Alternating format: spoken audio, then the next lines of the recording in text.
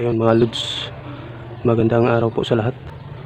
Welcome to my YouTube channel. Ang gagawin natin ngayon ay magtutuno tayo ng carburetor na 28mm. Ngayon paandarin muna natin. Itutuno kasi natin to kasi magok siya, umagok at tulang puwersa sa umpisa sa entrada o arangkada. Ngayon paandarin natin.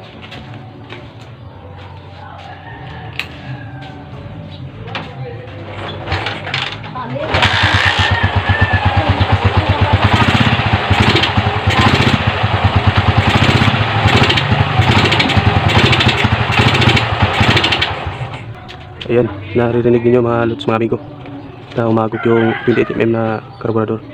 Para malaman natin kung bakit umagok ito, tatanggalin lang natin yan.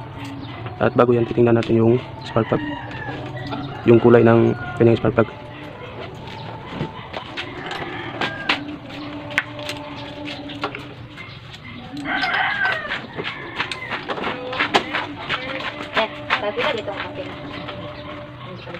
Kasi hiram yung ratchet handle natin at hindi pa ano sa kulang muna.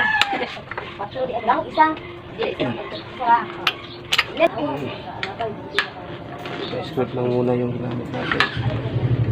Kasi hiram yung ratchet handle at hindi pa sinaulit.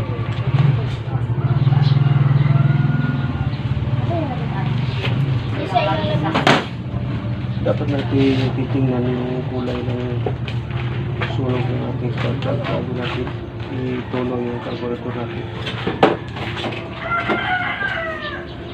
Ayan, titingnan ninyo mga lods, mga amigo. Ang itim yung paligid itong dulo ng ating spark plug. Ayan, ang ibig sabihin yan, nag-i-impact siya ng maraming gasolina dito, hindi niya nasusunog lahat. Hangin kasi bago pa lang itong pad, hindi natin ito. Ang gagawin natin ito, ayusin natin yung mga issue dito.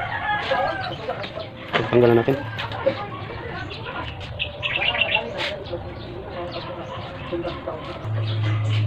Saka dito sa kanyang piston, motor natin.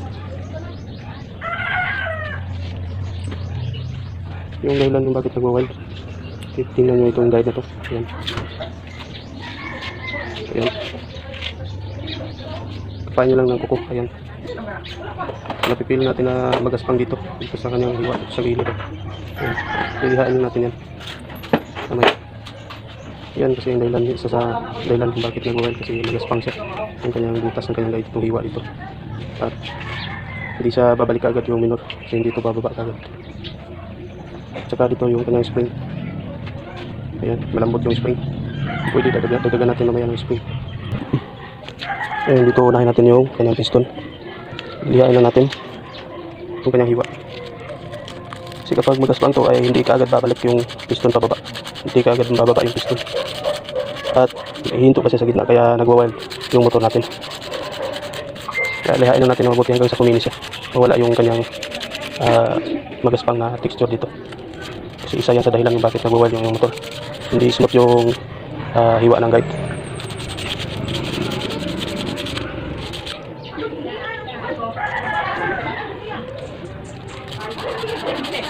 Ayan, kailangan natin hihain hanggang sa kuminis siya. Ayan, kung napapansin nyo, kuminis na siya, kumintab na. Lapit lang natin dito. Ayan, meron pang kunting natira doon sa loob, pero okay na yun. Importante na yung dito sa labas. Ayan, hindi na magaspang kapag tinapan natin ng kuko. Ayan, kinis na siya. Magkabilaan. Dito rin sa kabila. Ayan, kasi itong guide na to, dito naiipit yung ating piston. Hihinto siya sa pagdating sa gitna. Kasi yung spring natin ay malambot. Pag ganito lang mga carb, malambot yung spring. Yung mga Kihen 28. Lalo na dito sa atin na nabili natin na mamurahin lang ito. Ayan. Nalaman natin na mamurahin yung piston kasi magaan. Yung carb natin kasi magaan yung piston. Ganito. Yung mga mamahaling mga carb, mga original na racing carb, mabibigat yung mga piston. Ayan. Hindi basta-basta magagasgas. At dito rin sa kanyang adjustan ng minor, sa butas, ihain na natin ito. Dito na sa gilid. Huwag na huwag yung lilihain dito sa labas. Ito lang sa loob, dito sa kanyang hiwa at sa gilid. Ang nangyari kasi dito ay nagba-backfire. Tapos hindi ka agad bumababa yung minor, nag-wild. Tapos sa umpisa umagok siya. Kapag kinambyo natin yung camera, tapos pinagpatapunan natin yung motor, umagok siya. Pero pagdating sa gitna, sa 50% na piga dito sa kanyang throttle, nawawala na yung hagok. Kaya ang gagawin natin dito ay ayusin natin. Ito kailangan din na magkapan ng kuko natin, hindi na siya magaspang. Kaya makinis rin. Ihain na natin hanggang sa kuminis siya. Yan. Kasi tapos natin nalihan yung guide, dito na naman tayo sa kanyang idle screw. Sa butas ng kanyang idle screw. Ayan. Tapos kapakapain lang natin hanggang sa mapil natin na kuminis na siya. Hindi na siya magaspang pag kinapan natin ng kuko. Ayan. Tapos na. Ito na naman tayo sa kabila.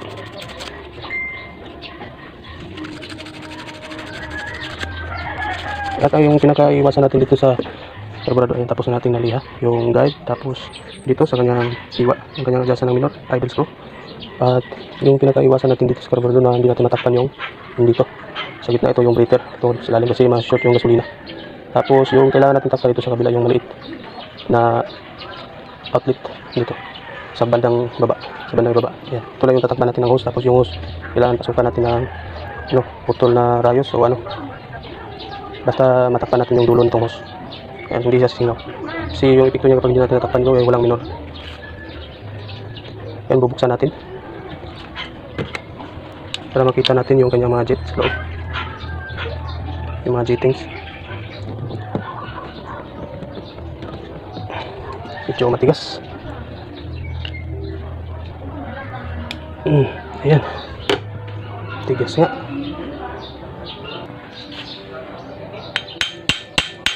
Gugulatin lang natin mga lod. Hindi lang natin babasagin.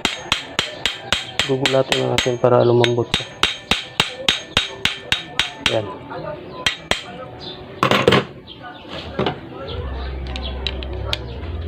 Yung pinaka isa sa wag na wag yung gagalawin. Ito. Yung para sa kanyang air screw. Air and fuel screw. Air and fuel adjusting screw. Yan yung wag na wag yung gagalawin kagad pag hindi kailangan. Yan, titingnan natin dito yung posisyon ng kanyang float. Binuksan natin kasi baka short sa gasolina, kaya humahagok siya. Yan, pwede natin i-adjust ng konti. Tapos pag-adjust dyan, kasi ganito yan. Kapag napapasukan ng gasolina, gagalaw itong float taas, nasasara yung float valve. Tutulak niya yung float valve, kaya nagsasara at humihinto sa pagpasok yung gas. Ayan. Kaya adjustan na natin ng konti. Pag-adjust nito, squatin na natin pataas. Itong tagatulak ng float valve.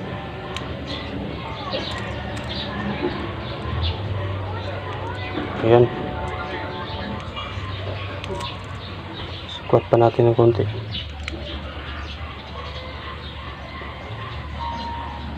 Ayan.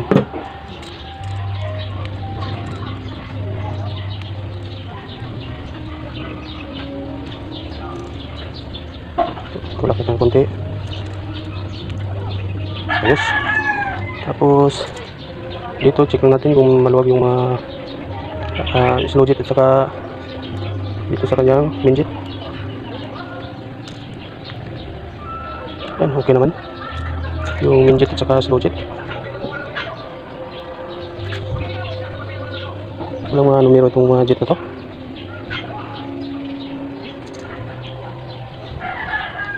Tatanggalin lang natin.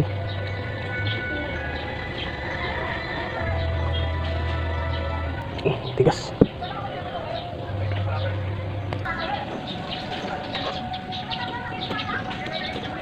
Tatanggalin lang natin yung main jet at saka slow jet para matingnan natin yung mga numero dito.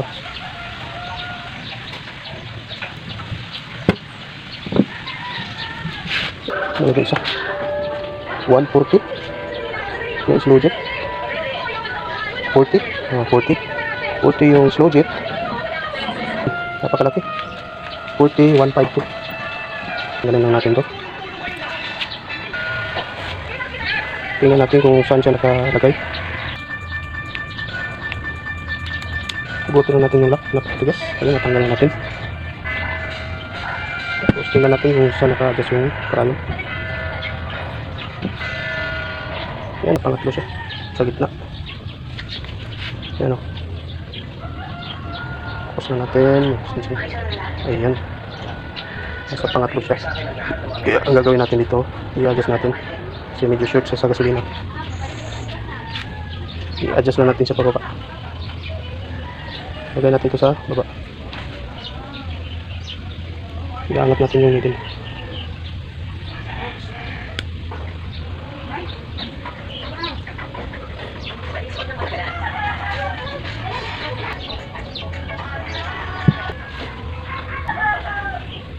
I-adjust natin yung parayon. Balik lang natin.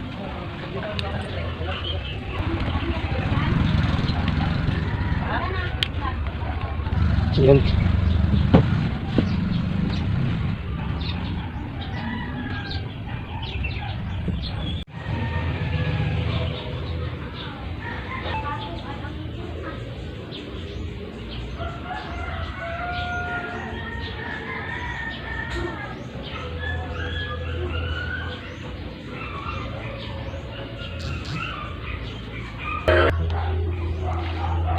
Kung napapansin nyo mga lods mga amigo, yung butas ng ating slow jet ay maliit, tapos dito sa kanan itong main jet ay malaki, kaya nasa-short siya sa hangin.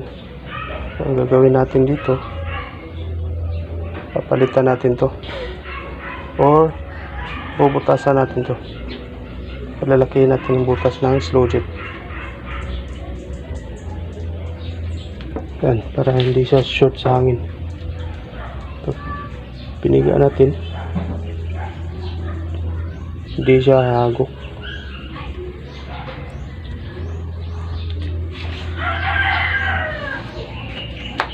Lakihin lang natin yung butas. Itong slow jet. Kasi ito yung dahilan kung bakit humahagok at walang pwersa.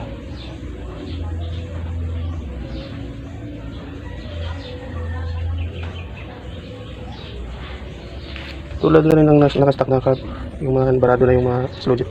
Kaya kalyado at umagok ko lang pwersa. Dito maliit yung butas dito sa slow jet. Yan, medyo lumaki na yung butas dito sa slow jet. Balikan natin. Kasi kahit anong tulo natin yan, matatagal tayo sa pagtutulo yan dito sa carburetor. Kasi medyo maliit yung butas ng kanyang slow jet. Tapos napakalaki yung butas ng ating main jet.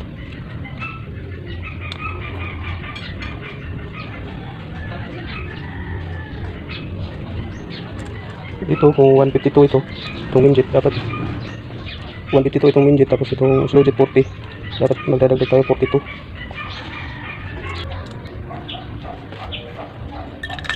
Tapos mamaya tutulong natin to pag may kabit na natin.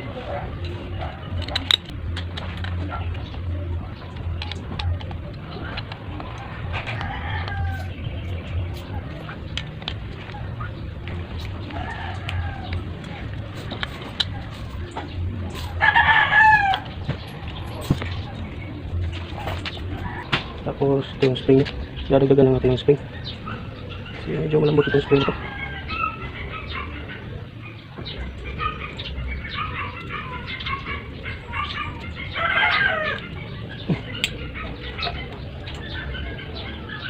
Tapos tulak.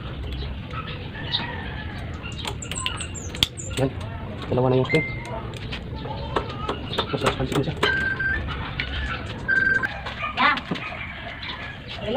Ayun, kabitan natin.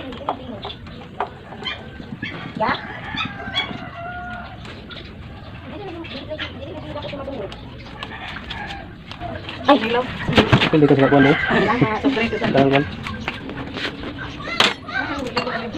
Ilisin lang natin itong spark plug. Dagan no, balik mo dayon.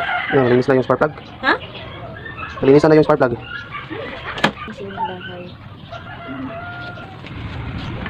Output.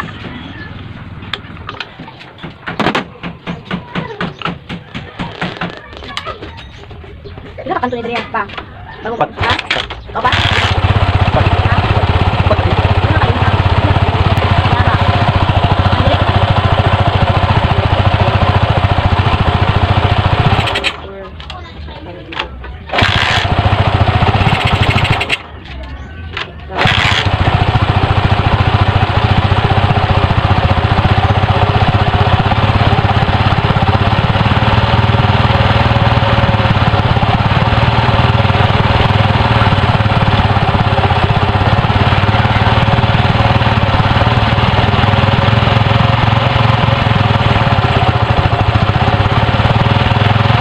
Natin na natin yung pinaka-pin.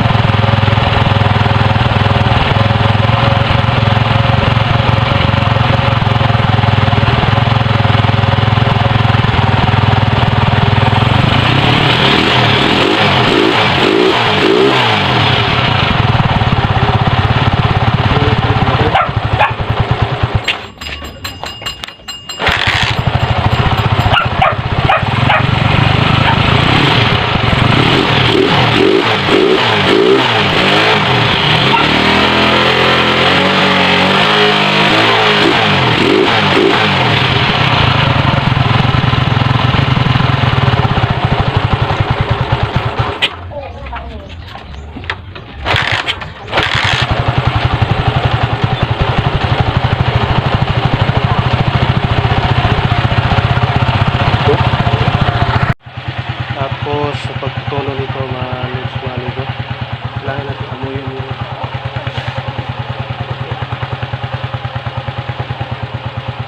kailangan natin malalaman sa pagtulo.